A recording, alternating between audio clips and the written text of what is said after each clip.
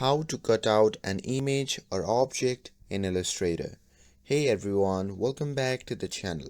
In today's video, I'm going to show you how you can easily cut out an image or an object in Illustrator. So now without further ado, let's get started. So first thing first, open the Illustrator app, and once you have opened it, simply load your image into the workspace. Now here, once you have added the image, simply add a new layer next and lock the original one and make sure that the new layer is selected. And after that, simply set the fill color to none.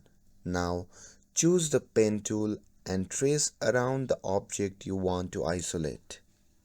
And once you have completed the path, simply close it by clicking on the starting point. And after that, simply unlock the original layer and move the red anchor point to it, and then go to the top menu and choose select, and from the drop down menu simply click on all. Now head to the object and from the drop down menu simply click on clipping mask, and after that simply click on make to apply the mask. And here, once you are done cutting out the image, you can now finally export your design as a PNG with a transparent background. And that's it.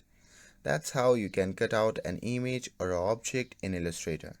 With this, if you found this video helpful, then don't forget to like, share and subscribe to get updated for more videos. Thanks for watching, and I'll see you in the next video.